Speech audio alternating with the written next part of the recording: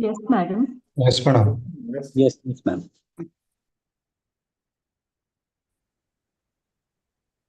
So let us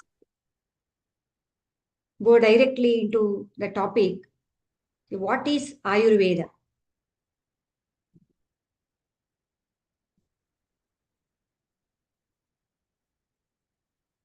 See, Ayurveda is a science of life and is the Upaveda of Atharva Veda.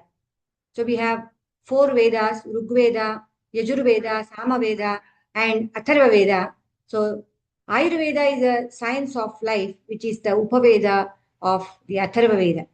So nearly 5,000 years ago, it was written in the form of the textbooks like treatises in the Sanskrit by the sages having the pure supreme knowledge, intelligence and wisdom. So it is said like Brahmasmritva Yasho Vedam Prajapatim Majigrahat So Ashwinautau Sahasraksham So Atriputradikan Munin. That is, the Brahma, he has made a smriti of this science, Brahmasmritva Yasho Vedam. So it is not that it was written directly. So it is revealed by the Brahma and it has down to all the munis and later. So these sages have written the science in a form of textbooks in a Sanskrit language.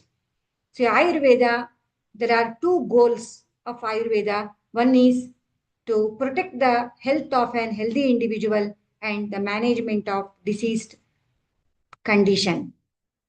See, what makes the difference in modern science and our Ayurvedic science of life is that the Ayurveda deals with 2 goals. One is if a person is healthy and they want to be healthy throughout their life to have a disease-free life throughout, then Ayurveda has a role, that is protect the health of an healthy individual. Then the management of the disease. So if any disease happens in the body or the mind, so that also deals with the treatment of the same. So there are 2 goals of Ayurveda. One is Swastasya Swasthya Rakshanam and another one is Aturasya Roga Prashamanam.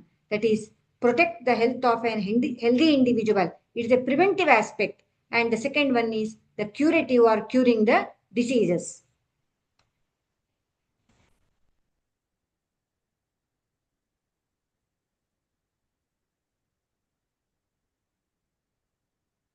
See, origin, if you talk into the origin of Ayurveda, it is the history, like it is from the Veda Kala. The origin is from Veda Kala, and later, after those ages, the science is written in the textbooks like the Charaka Samhita, you might have heard, Sushruta Samhita. They are all the pioneers in the field of Ayurveda. Vagbhata, Bhela, Kashyapa, Harita. So they are the sages, they are the authors of these textbooks and they have written the science with a different perspective.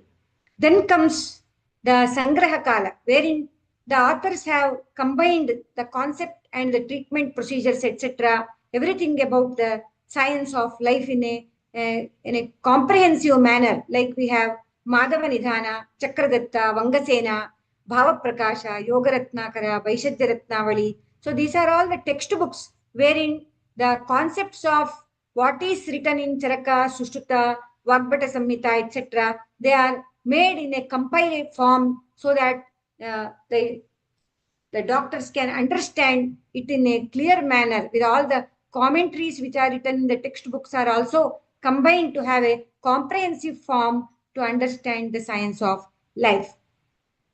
What you call it as Sangraha Kala. So next comes the Adhunika Kala. Adhunika Kala means nowadays in a contemporary the era, like we have these Sanskrit textbooks are translated into the different languages. So it is translated into English language so that all the students of Ayurveda can understand what is written in the Samhita in a Sanskrit shlokas. And even so in locally in a different states, so these Samhitas have been translated to Kannada, like in Kerala it is translated into Malayalam, like in various languages also these textbooks have been translated so that the students of the particular Ayurveda, the particular states can also understand these Samhitas in a broader and in a wiser manner. So here comes the history of Ayurveda, like the Veda Kala, Samhita Kala, Sangraha Kala, and the Adunika Kala. So what makes the difference between these textbooks written by our sages and the textbooks in the modern science? Like we have so many textbooks in modern science, depending upon the subjects. We have anatomy, physiology, the biochemistry, pathology, the surgery, medicine, obstetrics, and everything is there in modern science, and it is there in our science also. So what makes a difference is, see, all those they have seen and they have written, but here the whole science is revealed by the Brahma. You say those sages are considered to be Rajastamobhyam Nirmukta Tapo Jnana Bhalenaye Yesham Trikalam Amalam Jnanam Avyahatam Sada. That is, these sages, so they are having no rajas and tamas gunas. So the mind is considered to be having three gunas, sattva, rajas, and tamas. Those who are sattva dominant people, they are always considered to be spiritual and divine. And those who are rajas dominant people, they are always engaging in all the anxiety and irritation, anger, and such gunas are there with them. And tamas, they are always lazy. So these sages are the one who have sattva or divinity or spirituality dominant people, having no other purpose of writing, only for the benefit of the human. So he says, Aptaha shishta vibuddhaste tesham vakyam asamshayam satyam vakshanti te kasmada satyam nirajastamaha. So whatever is written in the textbooks, they are trikala satya. So what is written in the textbooks, like say for example, the Madhumeha, diabetes mellitus, they say it is a Yapya Vyadhi. Yapya means, so it can be controlled and cannot be cured. Like, so they say it cannot be controlled, it can be controlled and cannot be cured. Like in the same way, even in the modern say, it is a just can be manageable. It is Trikala Satya. But if you see some of the articles which are published in the scientific journals, you say, so drinking 6 cups of tea is beneficial for cancer, and next comes the dark chocolates are best for such and such disease.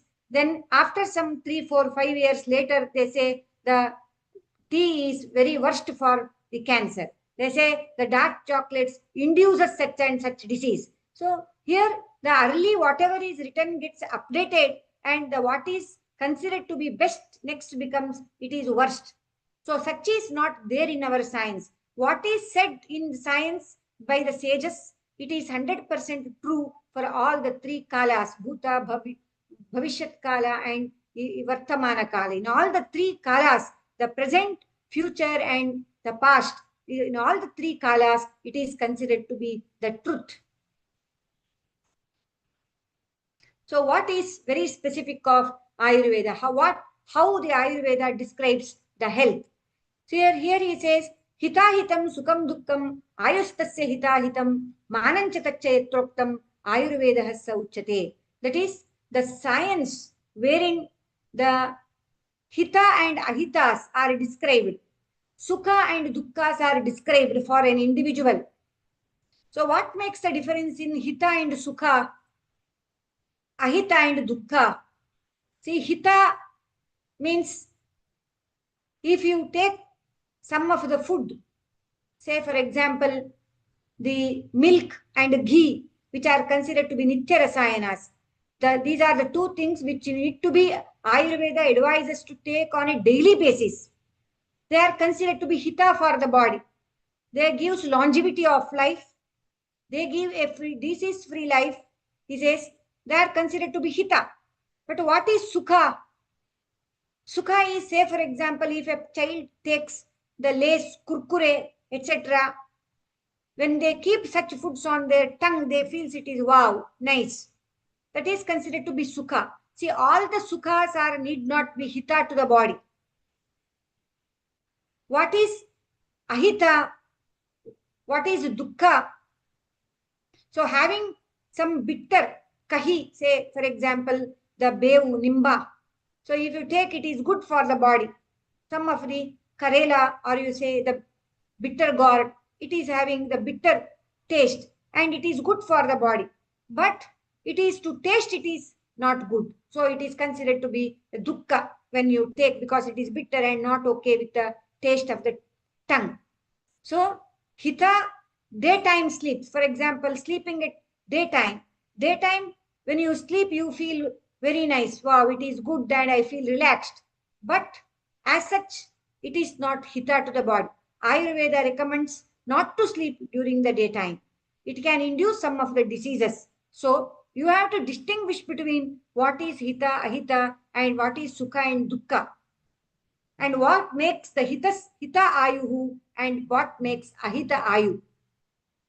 Manancha taccha yatroktam, with the mana in the sense with measures is explained in the science. So that is called as Ayurveda. It clearly describes hitayu, ahitayu, sukhayu, dukkhayu. Manancha taccha yatroktam Ayurveda hassa uchate. So here, what is a aim, goal? I have already told swastasya swasthya rakshanam and aturasya roga prashamanam. Then dharmartha kama mokshanam arogyam moolamuttamam. So what is the purpose of living? Ayurveda says dharma, artha, kama and moksha. So these are the four purposes of living. So if you want to achieve these four purposes, then what is a must for a person? The arogyam moolamuttamam. You should be healthy enough to achieve this dharma and artha, kama and moksha. So arogya is a moola, it is a root cause for achieving the purpose of life. Then how this a purusha or a man or a human is described in our science? A living being. Sharirendriya sattvatma sanyoge dhari jivitam. That is, the body or the human is a combination of three factors. One is sharira, sattva and atma. Sattva is manas, atma is a soul, and sharira is a body. Trayametat tridandavat. It is like the three pillars of the body. That is the sharira, the human body. Human body without soul, having no purpose. So to say it is a human, then they should have sattva, the manas, the sharira or the body, and the third one is atma, the soul. Trayametat tridandavat. These are the three pillars of the human. Lokas tishtati sanyogat tatra sarvam pratishtitam. So here, how the body, the sharira. Sharira means what? What is the body, physique? How it is made up of? The science says the samadoshaha, samagnischa, samadhatu malakriyaha. When you say a person is healthy, he should have all the elements, like whether it is anatomy, the structure of the body, the physiology, functions of individual systems of the body, like the brain should work, the respiratory system, the oxygenation, the respiration should be normal. In digestive system, whatever you take should get digested it properly. Eliminatory system, you should excrete what is not necessary for the body, like urine, motion, etc. So they are all physiology, the functions of the body. So the structure of the body should be normal, the functions of the body should be normal, and all what is waste should be eliminated from the body. So then, with these functions, you cannot call a person as healthy. Why? Because to be called as healthy, a person should have a happy soul, the indriyas in the sense, the sense organs, and the manas. Swastha ityabhidiyate. Even if all the functions of the body are going normal, and if you get all the executive health checkup and every test comes normal, it doesn't mean that you are healthy. So there are three more components: that your atma, the soul, should be healthy, happy, your mind should be healthy, happy, and your indriyas, the sense organs or the organs, sensory system should work and you should be happy. So with this, a person can be called as a healthy individual. You call it as holistic approach to call a person as healthy individual.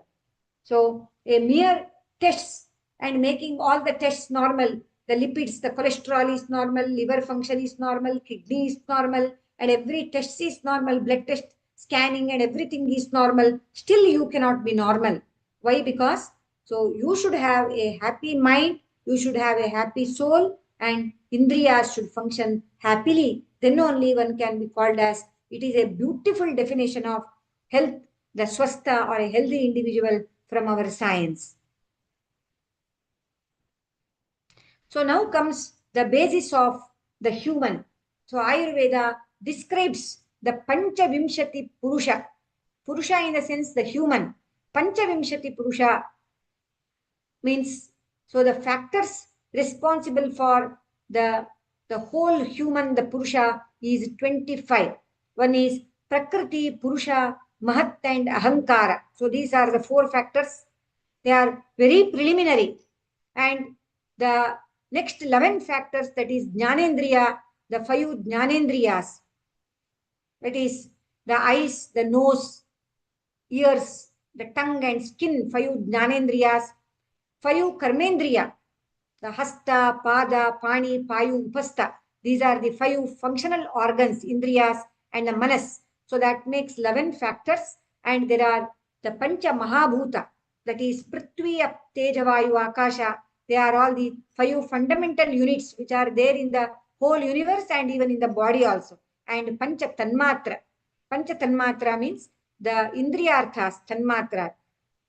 These all 25 factors makes the person or a Purusha or a human being. Then what is there in the universe is considered to be there in the human body. So what is outside is inside. That is what called as Loka Purusha Samyata. It is a basic principle.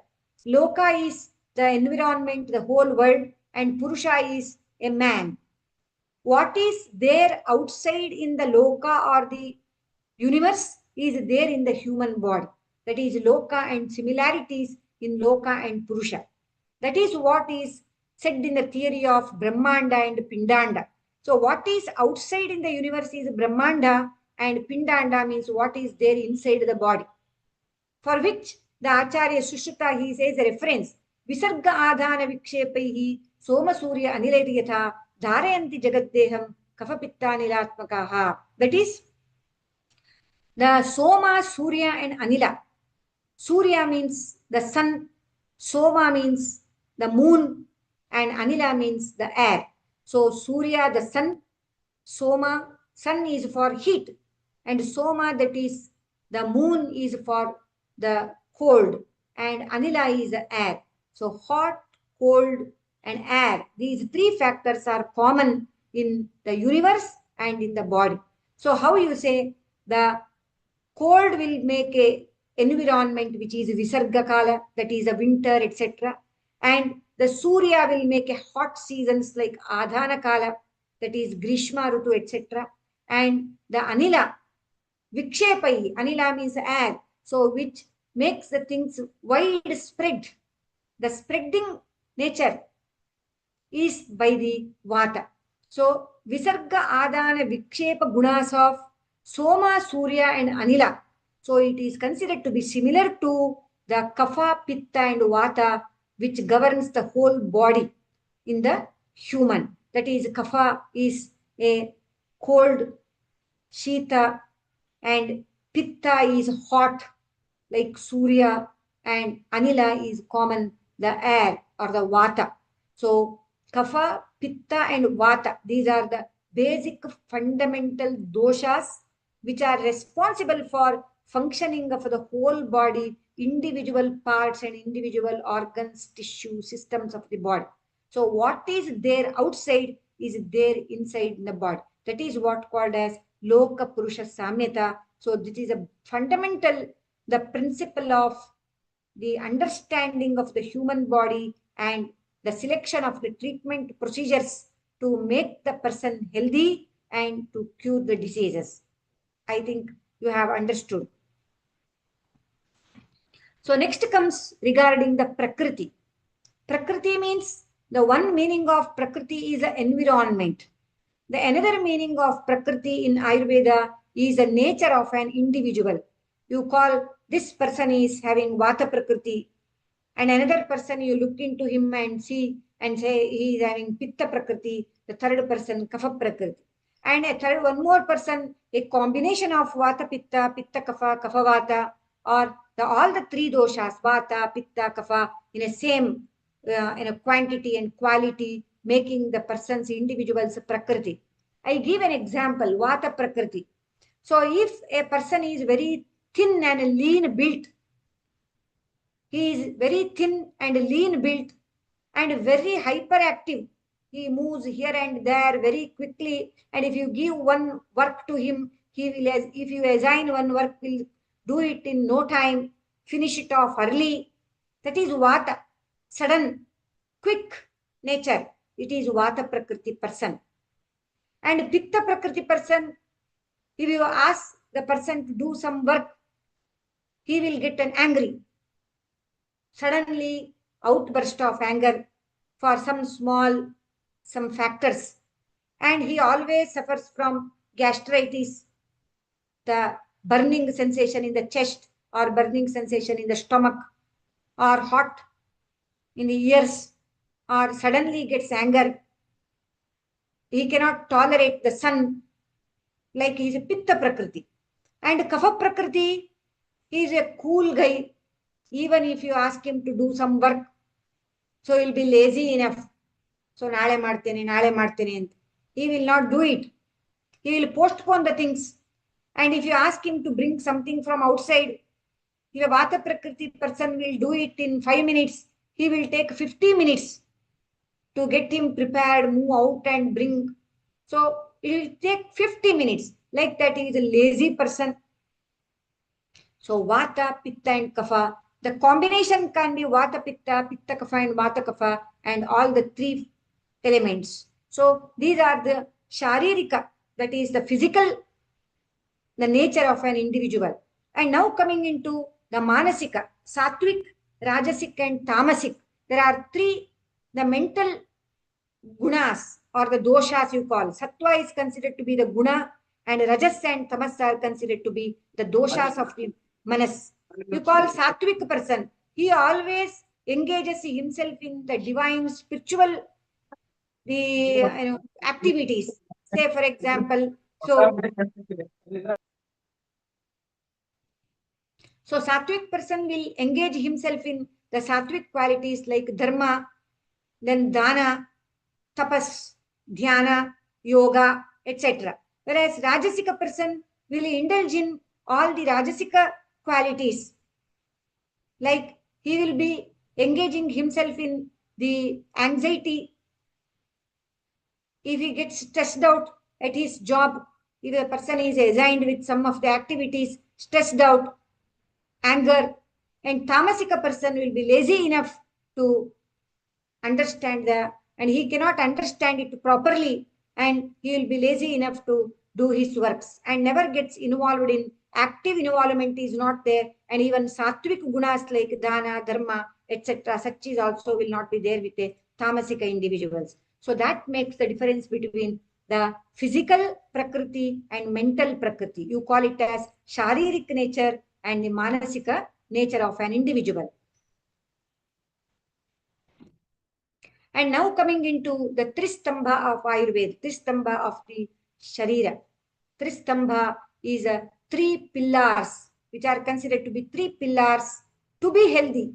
If you want to be healthy, what you should follow? What makes the three pillars? If you follow it properly, so that gives you the health. The first one is Ahara, the second one is Nidra, and third one is Brahmacharya. These are the three pillars to be healthy. Ahara. So there are so many chapters. There are so many informations regarding the food in the Ayurvedic science. Why? Because the Ayurveda says Patye Sati Kimartasya treatment. That is Patye Asati. So if a person is following Patya, he doesn't need treatment, because he will be all right with Patya only. If a person doesn't follow Patya, he also doesn't need treatment. Why? Because even with the treatment, he cannot be all right if he doesn't follow the Patya. Patye sati kimartasya nishevanaihi. Patye asati. Aushadha kimartasya. So this is what Ayurveda says. So one should have a good normal food habits, and the contents of the food also should be very wholesome and healthy. That is what he says. Hitashi syat, mitashi syat, kalabhoji jitendriyaha, pashyan rogan bahun kashtan, buddhiman vishamashanat. That is, person should take hita ahara, and in a quantity should be mita, and it should be kalabhoji. Timely you should take the food. So if there is any mistake, if there is any wrong in following these factors, then he will easily succumb to the diseases. Hitashisya, hita. He should take not sukha ahara, hita ahara. What is good to the body you should take. Say if a person is accustomed to have alcohol, it is ahita to the body. He is addicted to some of the coffee, tea again and again. It is ahita to the body. He should have a hita ahara. And if you say this food is very hita, having rice with mudgayusha or a what you call green gram dal, if you consider it as hita and it's good, it's not that you should take too much of it to make it hita. That is what he says, mitashisya. Even if the food is good, take in a mita quantity, in a limited. So if for the reason that it is hita, you cannot have it unlimited. Kalabhoji jitendriyaha, timely.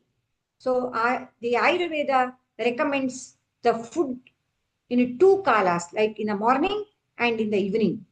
There are no 3 kala, like morning, lunch, and the dinner, breakfast, lunch, and dinner. Here, the Ayurveda recommends the food only at 2 kala, that is in the morning and in the evening. So not in the night, evening. Pashyan rogan bahun kashtan buddhiman vishamashanat.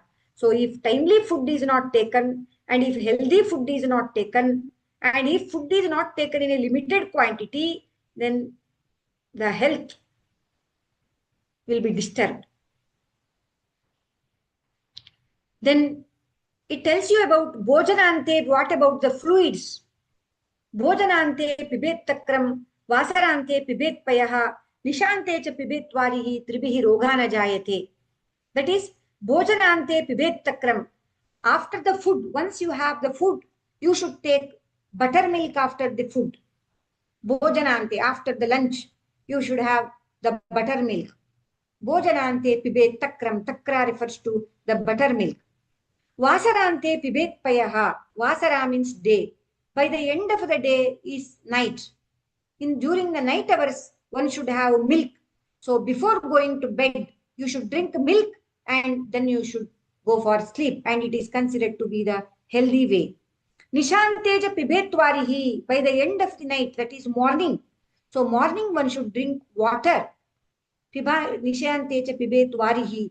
Tribihi rogana jayate. If these 3 factors are followed, then the diseases doesn't come into our body. This is about the fluids, the intake of fluids after the food. So after the food, one should have buttermilk. During night, before going to bed, should have milk. And in the morning, after waking up, one should have water. That is the best way of drinking fluids in the day-to-day life. Then what is the quantity of the food? How much I should eat? It says, ardha. The stomach should be filled half with the food. You should not eat full stomach. Half stomach you should eat, and 1/4 of it should be filled with the fluids, and another 1/4 should be kept free for the air to move so that the digestion becomes proper. Say, for example, if you have an ability to have 4 chapatis, eat only 2 chapatis. Then after eating 2 chapatis, drink 1 cup of the buttermilk, and 1/4 of the stomach should be kept empty for facilitating the digestion of whatever you have taken. So this is about quantity of the food. It is different for different individuals, depending upon the capacity, depending upon the Agni, the digestive fire capacity. So you should make yourself what is half stomach for you. So then comes about the Nidra. Nidra is the sleeping pattern. Brahmi muhurte uttishtet swasto raksharthamayushaha. The healthy individual, swasto, rakshartham ayushaha, the healthy individual, to keep himself healthy throughout his life, should get up early in the morning. Brahmi Muhurte. Brahmi Muhurta is about 4:30 to 5:30. One should get up in the early morning. That is considered to be the best time to wake up. So to get up in the early morning, you should sleep early night. Say, for example, at about 8:30, 9 o'clock, one should sleep. Minimum at about 8:30 or 9, one should sleep to have a healthy sleeping pattern so that you can live a disease-free life. Nidrayattam sukham dukkam. So what are the benefits of sleep? Ayurveda says, Sukha, pushti. The development of the whole body depends upon the sleep. Bala, the strength of the body depends upon the sleep. Vrishata, the fertility ability of an individual depends upon the sleep.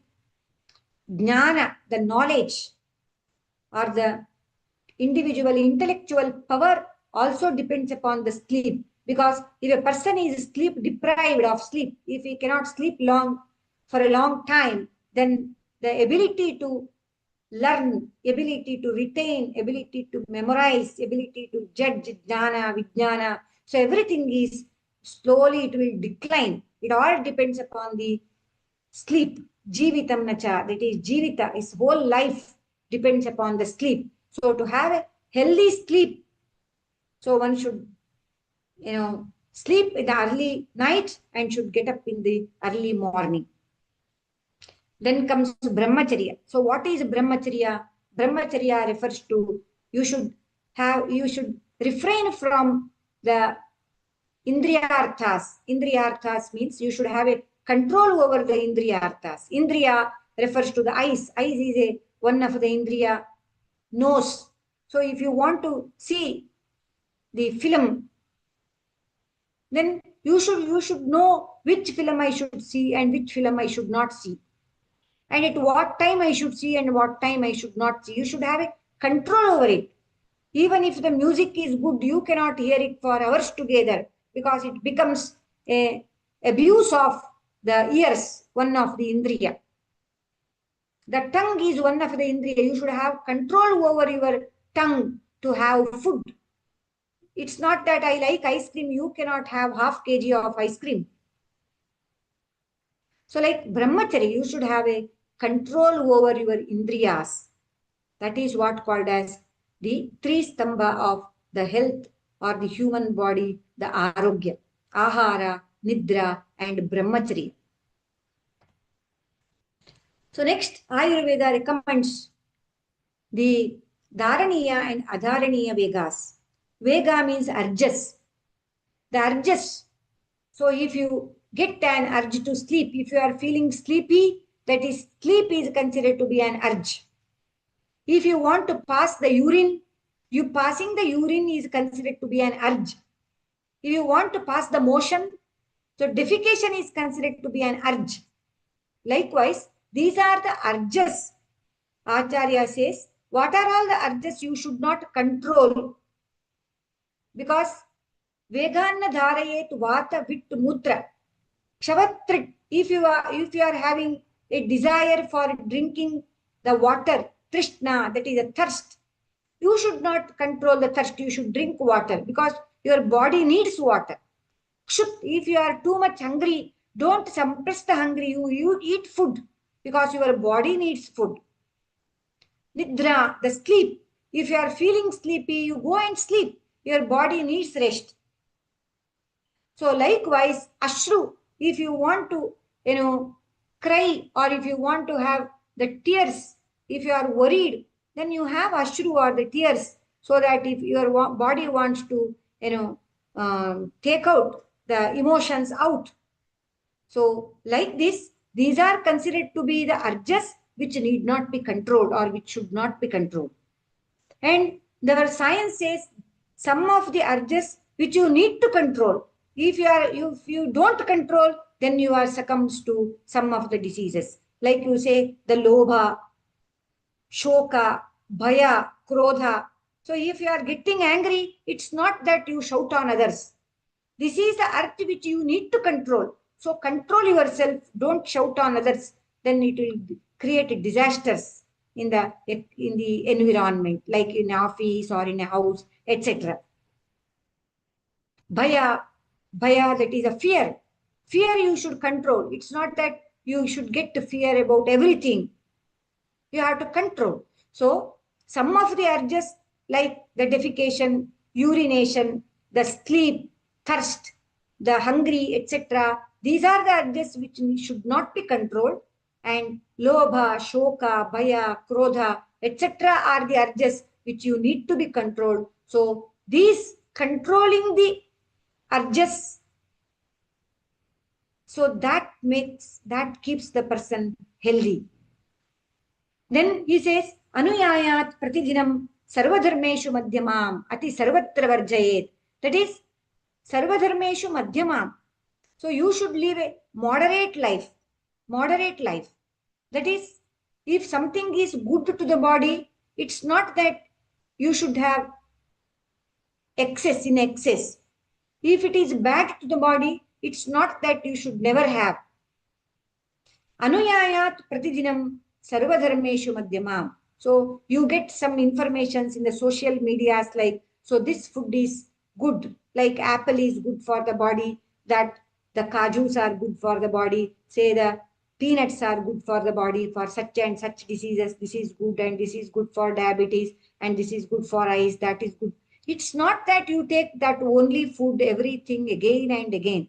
So having the good food in excess is also bad. Say, for example, exercises are good for the body.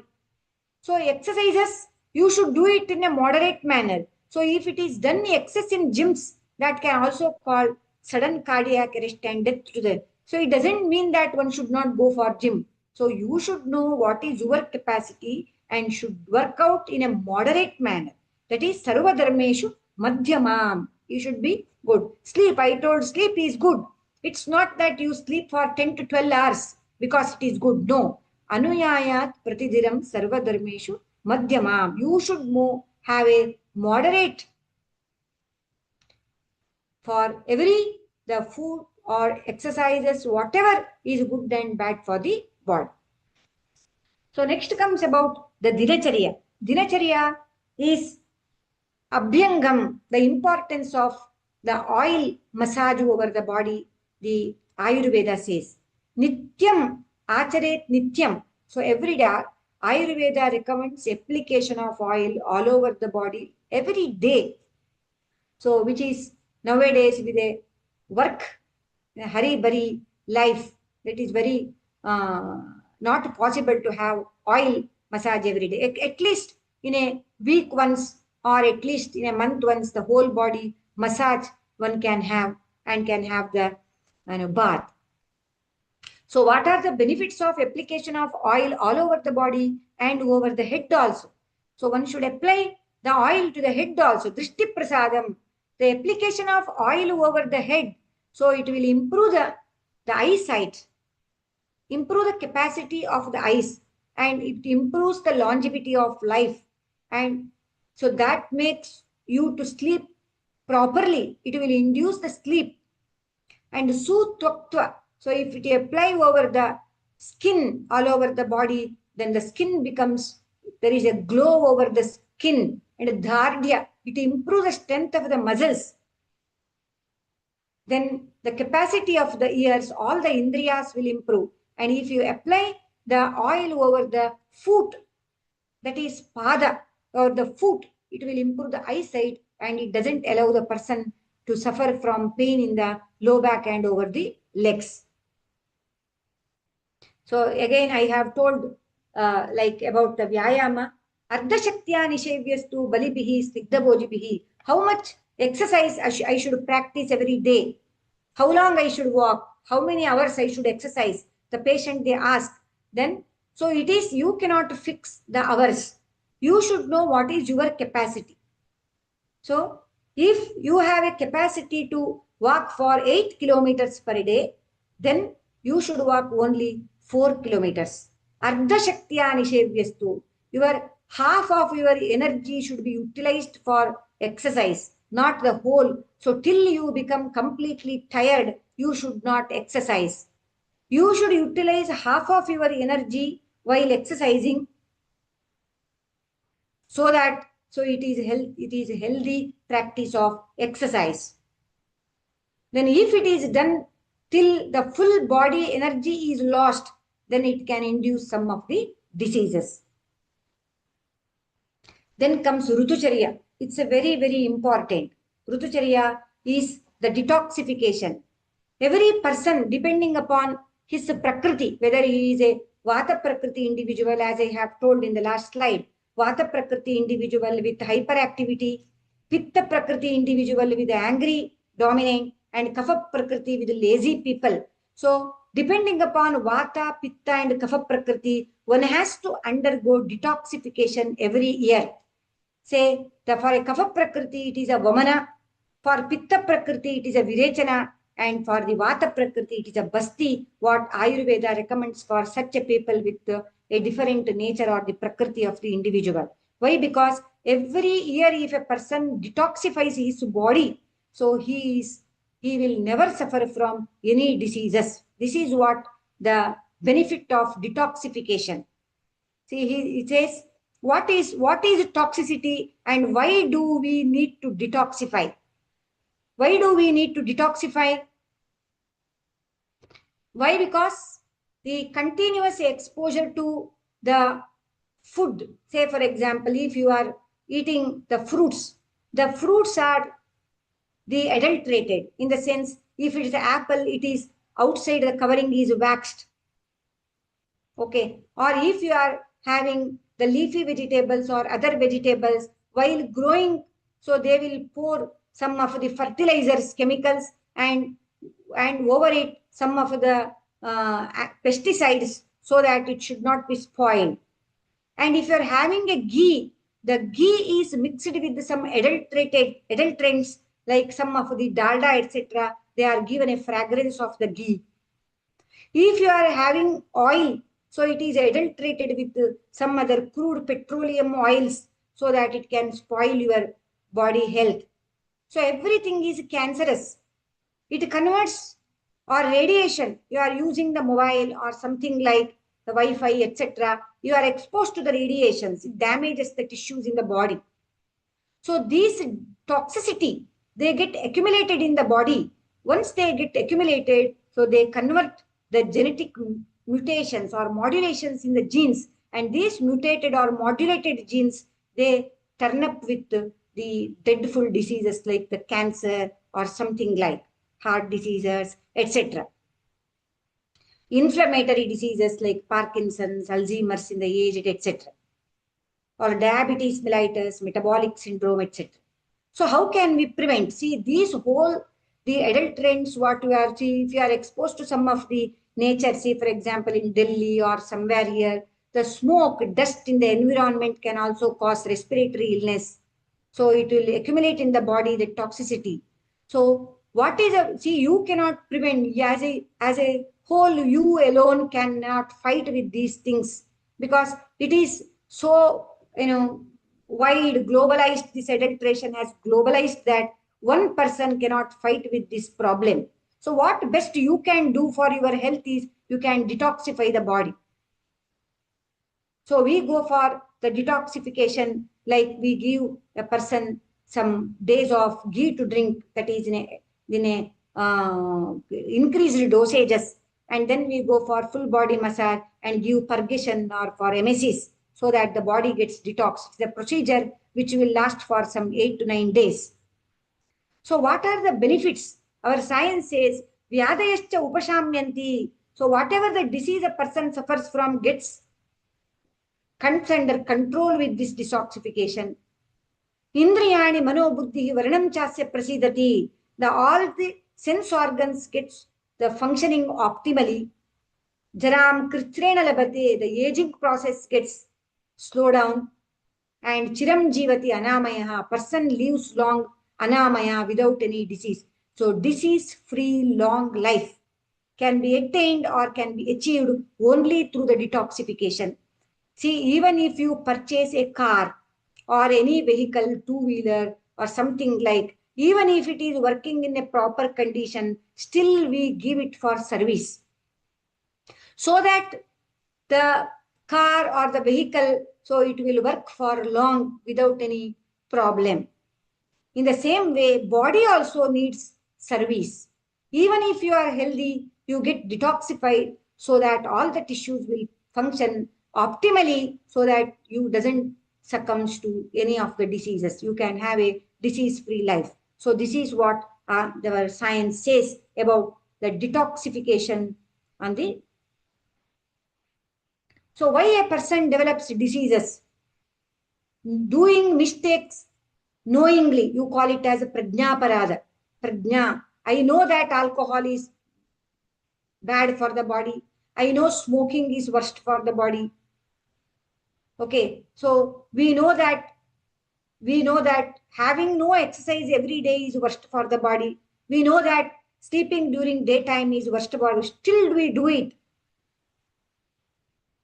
So there are some junk foods, the pizza, burger, Coca-Cola, etc. Such things are worst for the body. Still, person go and drink and eat such things. Knowingly, you know that in a process of preparation of the sugar from sugarcane, 24 chemicals are used.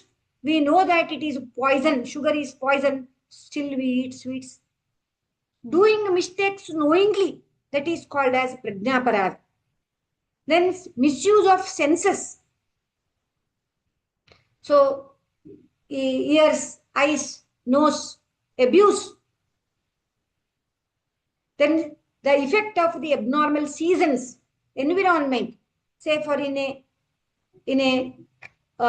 rainy season, if it is sunny, in a sunny season, if it rains, these are all abnormal seasonal effects.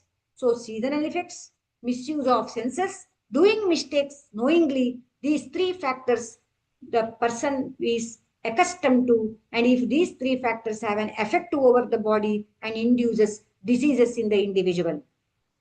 That is what is said. Kalartha karmanam yogo hina mithyati matrakaha samyak yogascha vijneyo roga rogaik karanam.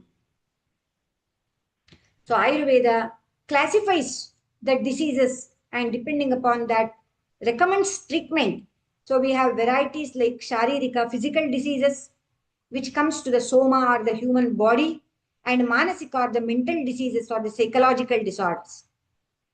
Or the disorders which appears starts in the body itself, that is internal, and somebody gets external injury. If an accident happens, road accident, RTS, suddenly it is hitting the brain, suffers from neurological condition.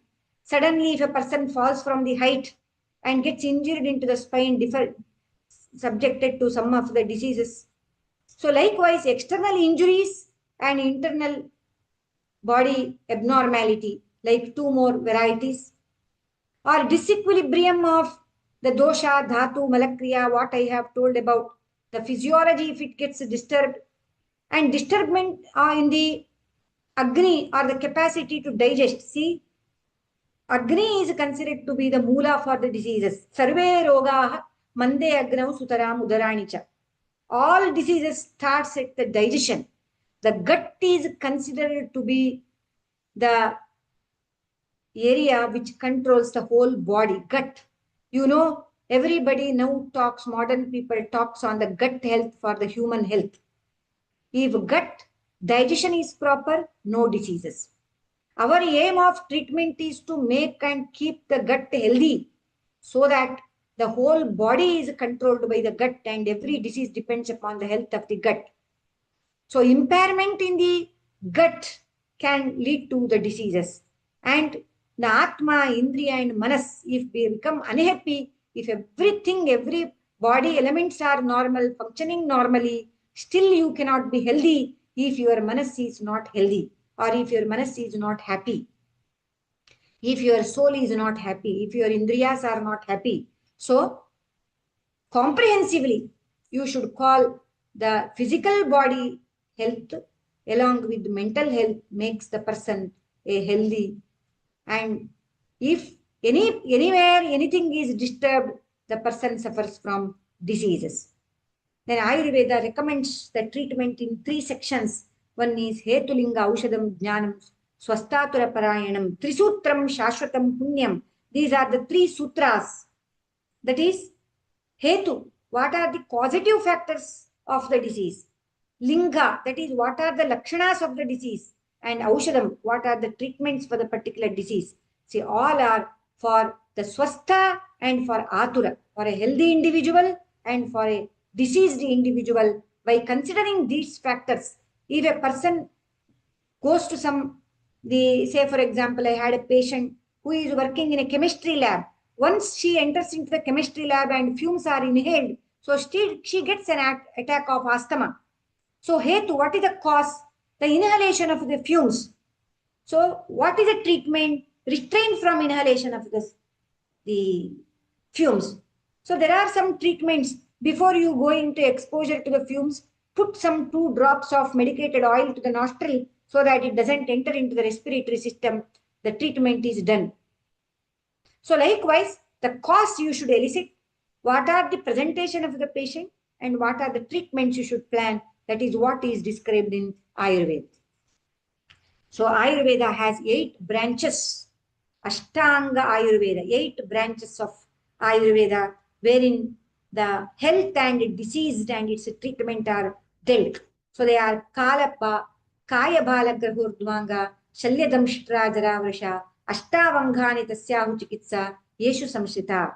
So Kaya, Bala, Graha, Urdvanga, Shalya, Damshtra, Jaravrisha. So these are the 8 branches of Ashtanga Ayurveda.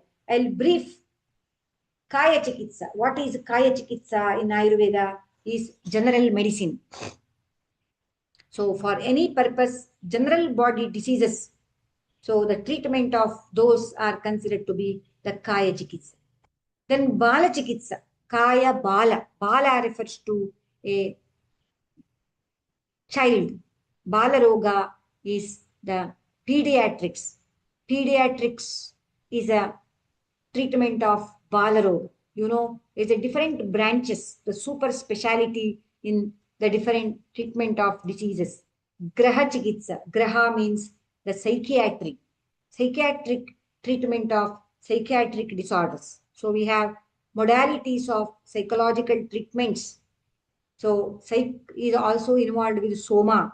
So when a manas is involved, when a manas gets affected, body is also afflicted. When body gets afflicted for long, the manas gets also afflicted. They are mutual and they are together. So the treatment is described in a different manner for these diseases. We have very specific treatment for the mental disorders. Then Urdhvanga. Urdhvanga means the Shalakya, or what you call it as ENT and ophthalmology. The eyes and ENT comes under Urdhvanga. Urdhva means the anga which is above the neck. So the eyes, the ears, nose, okay, then throat, all these are dealt in the ENT, and ophthalmology is known as Urdhvanga Chikitsa.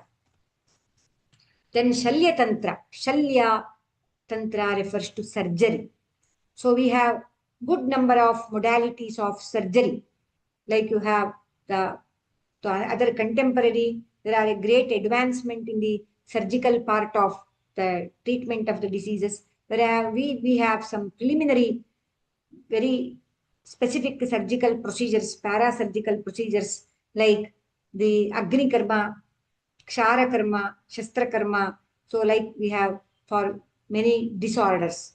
Then the Damshtra Chikitsa. Damshtra Chikitsa means the forensic or toxicology. That is Visha Chikitsa, Agada Tantra. All mean the same. So if there is a bite, the snake bite or any scorpion bite or any vishas, if a person poisoning.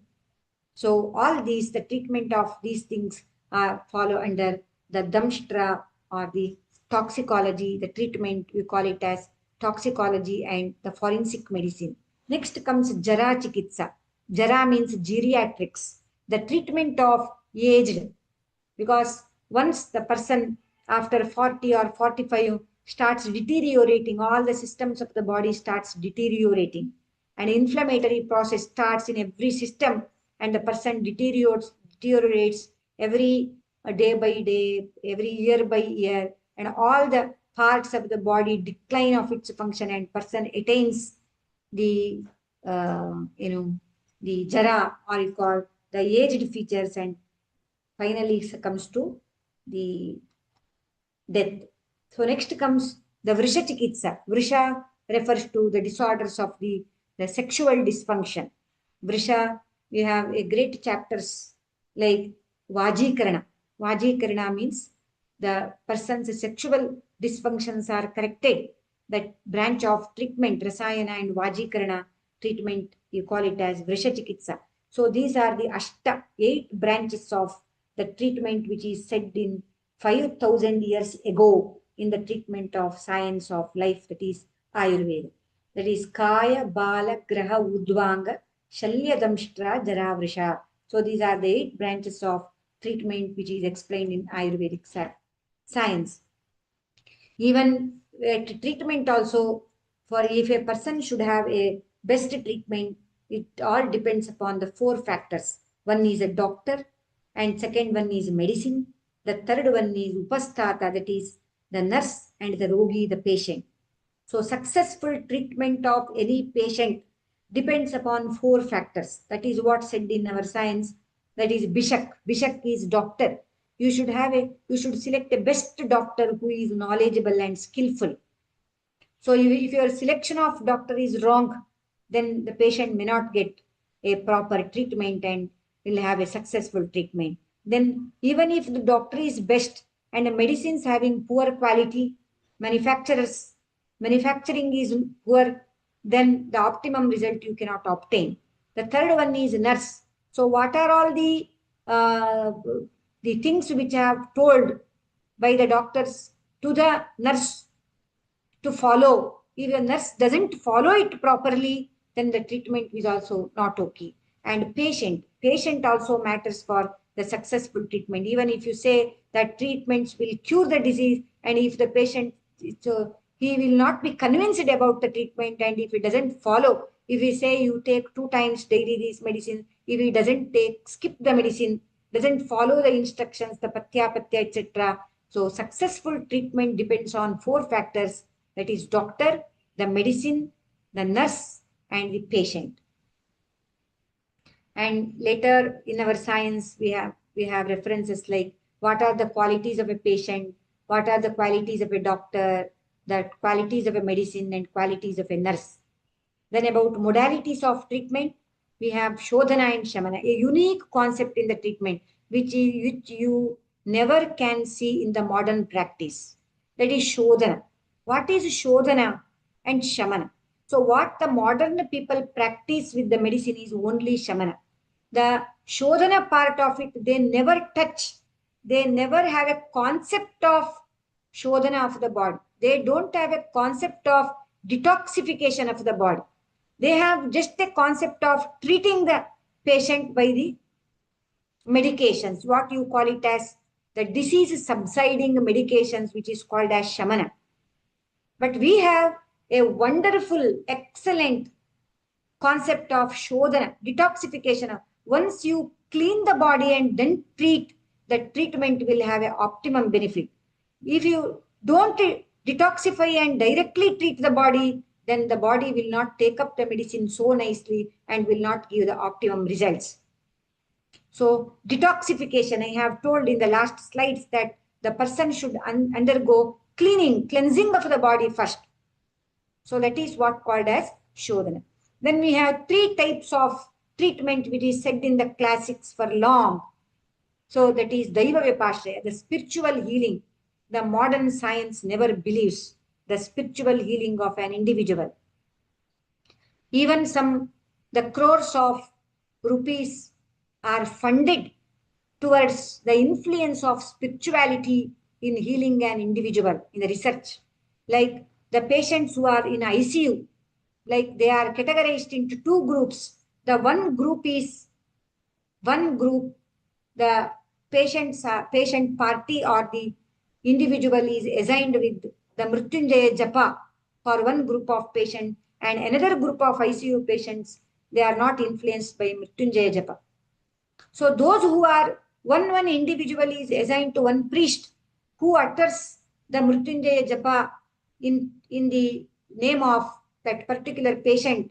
So these research work have been done, and they have come up with the result that those group of the patients in ICU who are under the Mrityunjaya Japa coverage, so they have responded well, and they have come out with best benefits and the cure from the sufferings. So these are the research results of the research over the influence of spirituality over healing of an diseased individual. What our Acharya says, Daiva Vipa, there are so many modalities of Daiva Vipashraya Chikitsa.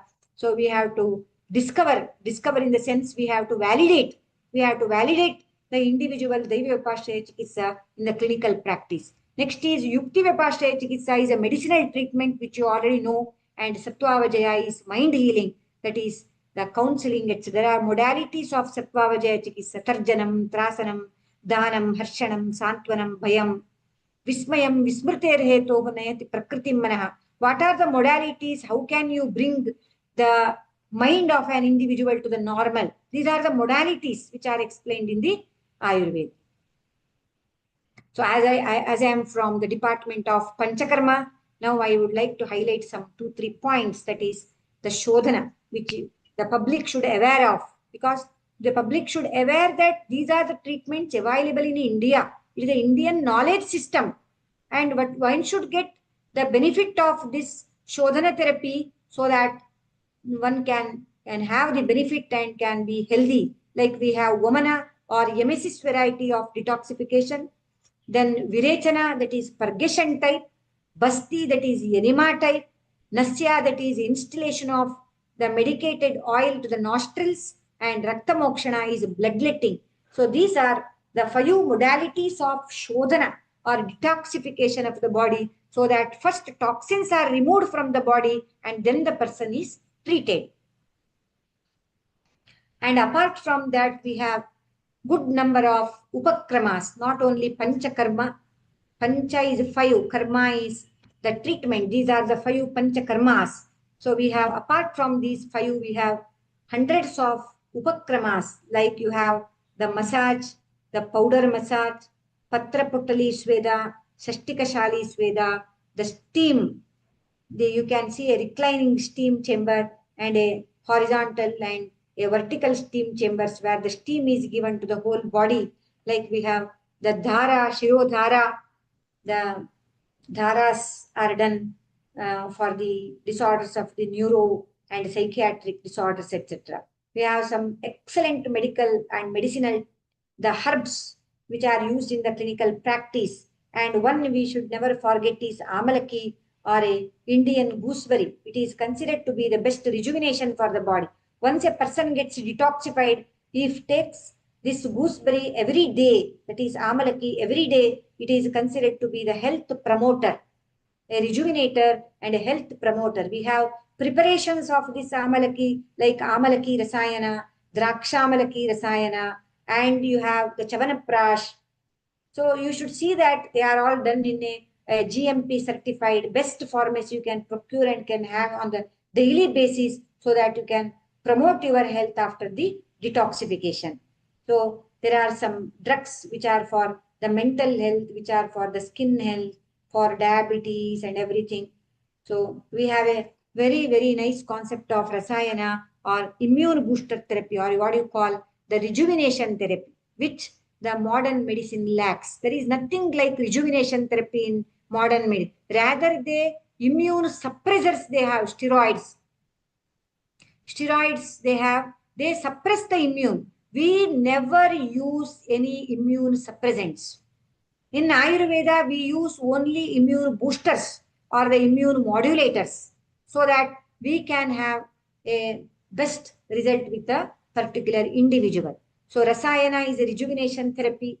There are 2 types of, or this creates some interest. So I will spare some 2-3 minutes with this Rasayana concept.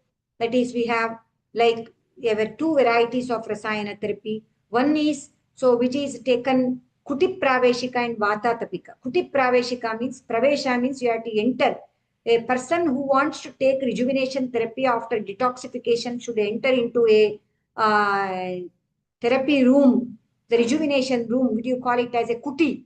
Kuti is like a temple wherein the god is inside and you have outside 3 parikaras. It is like the temple like. So the person is made to enter into the kuti should be there for some 45 days or 60 days.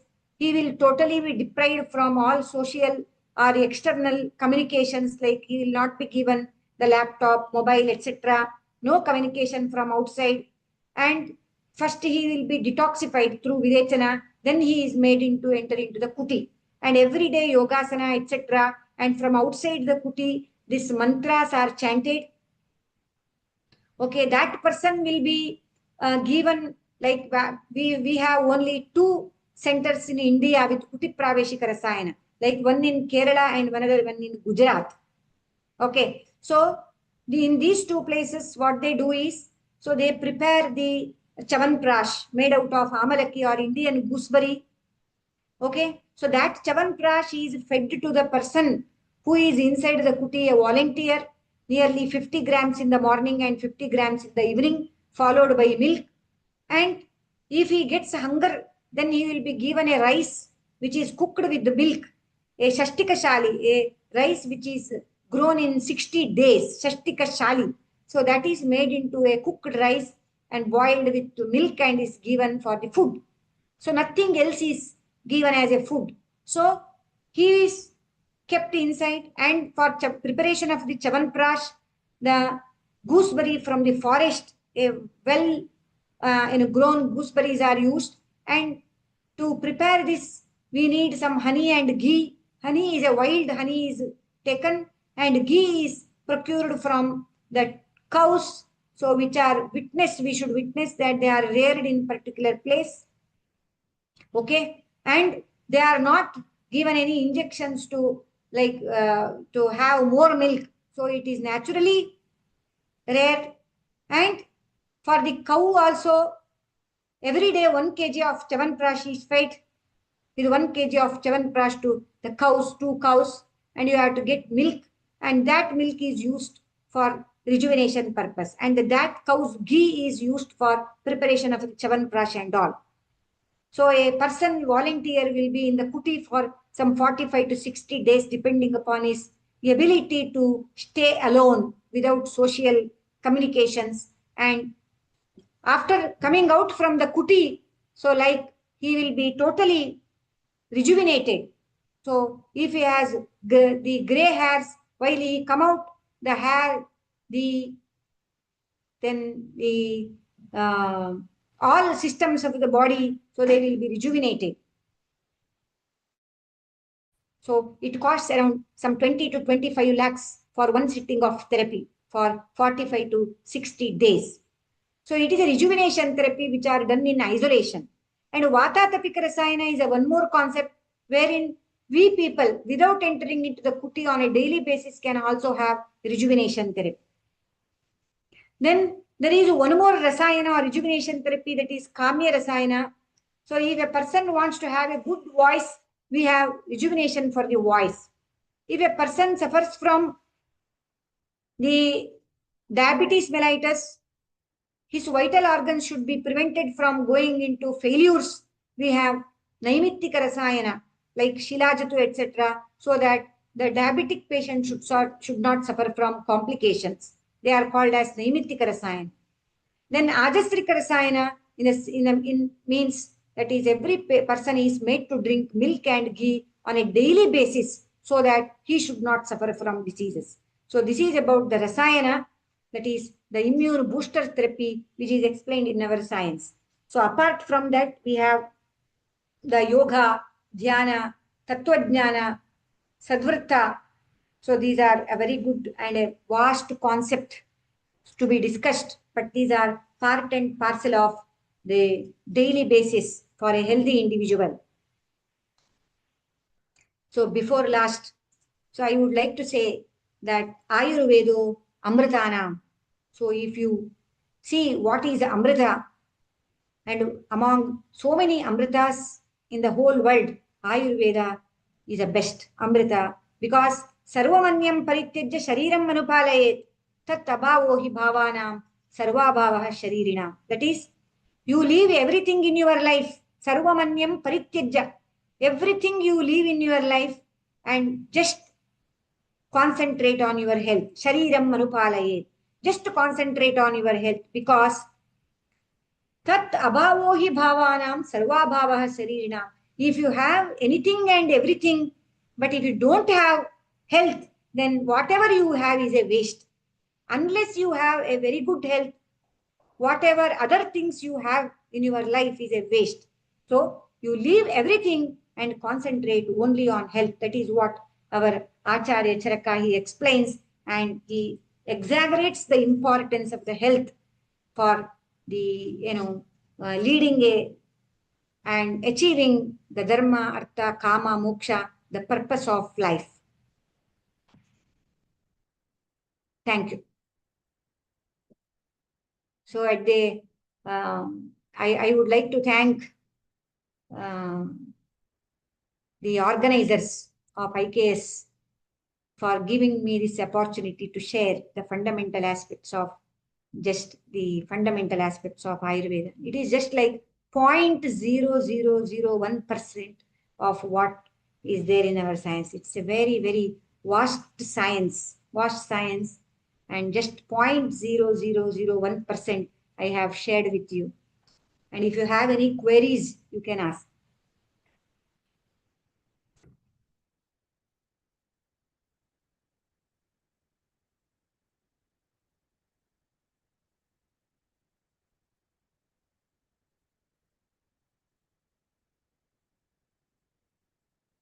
So if you have any questions, you can ask.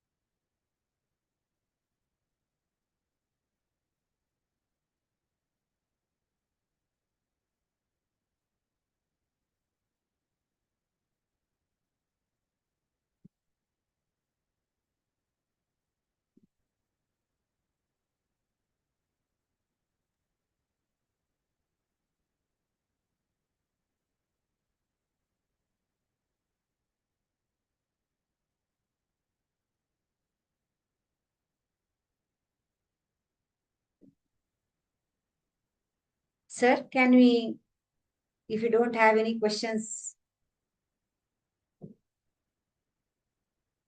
can I finish the session?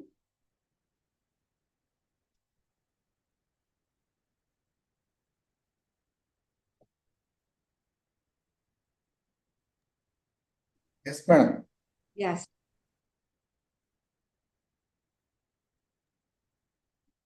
Thank you, madam. Yes, sir. Thank you, madam. Thank you. Thank you, madam. Thank you, madam. Hello? Yes. Hello? Hello? Yes, sir. ಇದುವರೆಗೂ foundation aspects of the Ayurveda ಬಗ್ಗೆ ಒಳ್ಳೆ ಮಾಹಿತಿ